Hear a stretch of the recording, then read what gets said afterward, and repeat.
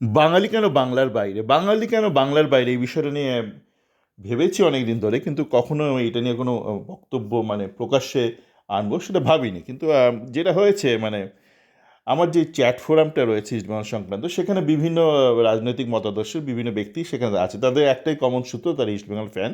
কেউ বিজেপির সমর্থক, কেউ সিপিএমের সমর্থক, কেউ তৃণমূলের সমর্থক। তো এই এই এই জন্য বিভিন্ন ফিড ও পলিটিক্যাল ফিডও চলে আসে, মানে আমি দেখতে পাই, আপনি হয়তো দেখতে পান না। তো ওরকম আজকে দেখছিলাম এক তৃণমূলপন্থী এক ইসবল সমর্থক, সে একজনের সঙ্গে বাকবিতণ্ডায় জড়িয়ে পড়েছে। বিষয় হচ্ছে বাঙালি কেন বাংলার বাইরে যাচ্ছে, কেউ মানে অনেক লোকে বলতে থাকে না, কেন বাইরে যাচ্ছে। তো আমি আর একটু না লিখে পারলাম না। দেখুন, আমরা ফুটবলার নিয়ে চর্চা করি, তো ওদের ফুটবলটার একটা উদাহরণ দিয়ে, আমরা বাঙালিরা কিন্তু মূলত কেউ ব্রাজিলের সমর্থক, কেউ আর্জেন্টিনার সমর্থক, কেউ কেউ আছি আমরা যারা জার্মানিরও সমর্থক। তো একজন যখন একটা অল্প বয়সী ব্রাজিলিয়ান, সে নেইমার হোক, মানে এখন নেইমারের বয়স বেড়ে গেছে, যেই হোক, মানে সে যখন ইউরোপে যাচ্ছে খেলতে, ইপিএল বা লা লিগায়, তা আমরা খুব গর্বে আমাদের বুক ফুলে যায়, আরেকজন ব্রাজিলিয়ান ইউরোপে গেল, বা একজন আর্জেন্টাইন যখন যাচ্ছে আর্জেন্টিনা ছেড়ে, আর্জেন্টিনা লিগ ছেড়ে মানে ইউরোপে খেলতে, দারুণ করছে আর্জেন্টিনার ফুটবল, আমাদের গর্বে আমাদের বুকটা ভরে যায়। কিন্তু একজন বাঙালি যখন বাংলা ছেড়ে সান ফ্রান্সিসকোতে যাচ্ছে, কিনা বাঙালি বাংলা ছেড়ে ইংল্যান্ডে যাচ্ছে চাকরি করতো, না বাংলায় কেন চাকরি নেই, না বাংলা কেন চাকরি নেই, এটা আবার কি অদ্ভুত কথাবার্তা। মানে বাঙালি যারা যাচ্ছে বিদেশে চাকরি করতে, তারা কি মানে সুইপিং করতে যাচ্ছে, মানে তারা কি ওই টয়লেট ক্লিন করতে যাচ্ছে, তা তো নয়। মানে আমার আগে একটা অডিও ছিল ডাইরেক্ট ফ্লাইট নিয়ে, সেখানে একজন লিখেছিলেন, দাদা মানে লুফথানসা এদের কি কোনো মূল্য নেই? না মানে সত্যি না, এটা জলসাঘর হয়ে গেছে এখন, ছবি জলসাঘরের ছবি সত্যি তারা হয়ে গেছে। কারণ আমি প্রথমবার যখন ইউএসএতে গিয়েছিলাম, আমি লুফথানসাতে গিয়েছিলাম, কিন্তু এখন আপনি যদি ইউরোপ টু ইন্ডিয়া যে সার্কিটটা দেখেন, ফ্লাইট সার্কিট, সেটা দাপিয়ে রাজত্ব করছে, কারা রাজত্ব করছে, এর যারা কাতার, আর আপনার এই এতিহাদ, আর আপনার এমিরেটস, এই তিনটে হচ্ছে বিগ বস। আর ছোটোখাটো বিক্রি হচ্ছে কি ওমান এয়ার, সে ফ্লাইট আপনি মুম্বাইতে পাবেন। কে যায় ওমান এয়ারে, আপনাকে একদিন ডিলে করিয়ে দেবে মাস্কাটে।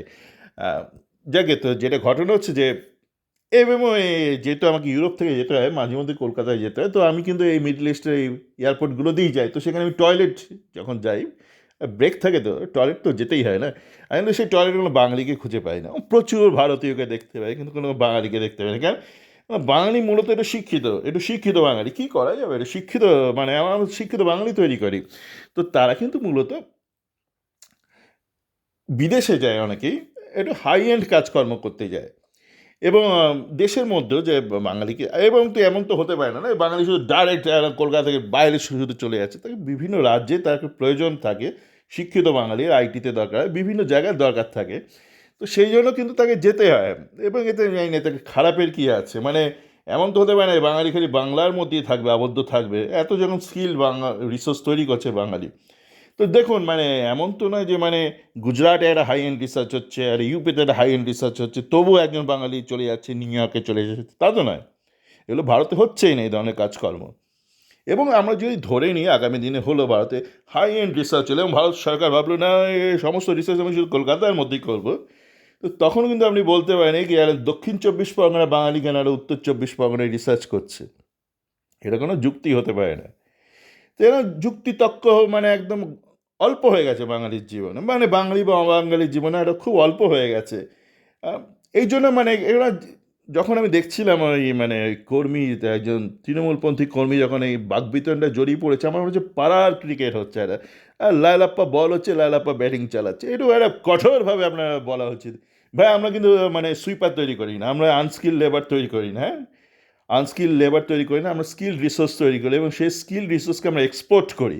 যেমন একজন ব্রাজিল আর্জেন্টিনা যেমন স্কিল্ড ফুটবলার এক্সপোর্ট করে, বাংলা কিন্তু স্কিল্ড রিসোর্স এক্সপোর্ট করে।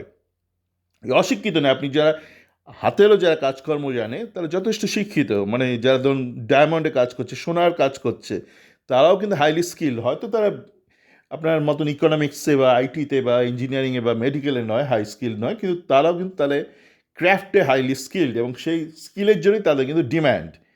তো আমরা স্কিল রিসোর্স ডেভেলপ করি, এবং ডেভেলপ করে আমরা এক্সপোর্ট করি। তো অসুবিধা কী আছে? আপনি যে প্রচুর ধান তৈরি করেন, উৎপাদন করেন, তো সেটা আপনি এক্সপোর্ট করতেই পারেন। তো আজকের দিনে দাঁড়িয়ে আপনি এক্সপোর্ট করছেন, এবং অসুবিধা কী আছে?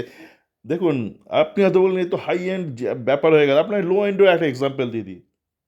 ধরুন এইসব আইটি, ইন্টারকানেক্টিভিটি, ইন্টারনেট এসবগুলো এত প্রচলিত হওয়ার আগে গোটা দেশ জুড়ে আপনার ইনকাম ট্যাক্সের কাজকর্ম হতো, একাধিক অফিসও আছে আমাদের কলকাতায়, সেখানে ফাইলপত্র নিয়ে চলে যেত, ফাইল জমা দেওয়া এসব হতো। কিন্তু আপনারা জানেন কি যে এখন মানে যবে থেকে সেই ইন্টার কানেক্টিভিটি এসব হয়ে গেছে, আপনার যে অ্যাসেসমেন্টটা হয় গোটা দেশের অ্যাসেসমেন্ট, সেটা মূলত ব্যাঙ্গালোর থেকে হয়।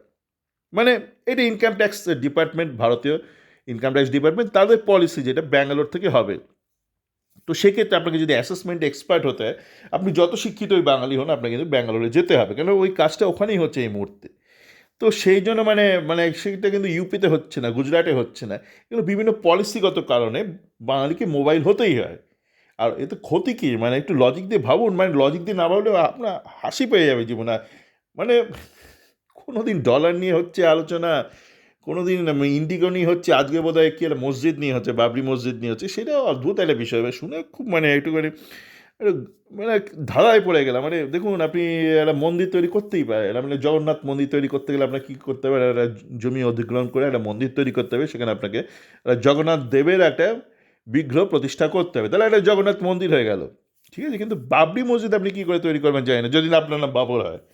মানে বাবরি মসজিদ মানে কি, সেখানে তো আল্লাহর আরাধনা, তাই তো, আল্লাহর আরাধনায় আমি দেখুন মিডিল ইস্টে এত আসি, কত ফরেন ট্যুরিস্ট আসে, ইন্ডিয়া থেকে আসে, বাংলা থেকে আসে, তারা আহ, মক্কা মদিনায় যায়, দুবাই হয়ে যায়, যাকে তো একজন মানে যে একজন মসজিদে কিসের আরাধনা করে, আল্লাহর আরাধনা করা হচ্ছে, তাই তো, আল্লাহর আরাধনা করা হচ্ছে, সেখানে বাবরের আরাধনা কিন্তু করা হচ্ছে না।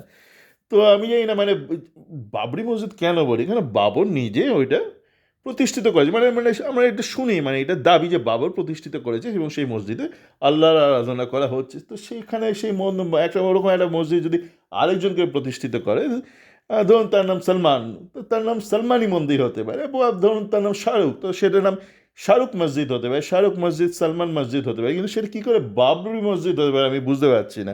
তো লজিকটা মাথায় রাখুন, আর লজিকটা যদি মাথায় থাকে আপনাদের সপাটে বলটা মারতে পারেন। যদি আপনাকে কেউ আবার বলতে আসে বাঙালি কেন বাংলার বাইরে যায়, বলে না সপাটে মারবে না, লাইলাপ্পা মানে বাচ্চাদের মতো খেলবে না, গলি ক্রিকেট যেন না হয়, যেমন বল তেমন লুজ ব্যাটিং করলে তো চলবে না, বাঙালিরা ব্যাটটা একটু শক্ত করতে হবে। সবাই ভালো থাকবেন।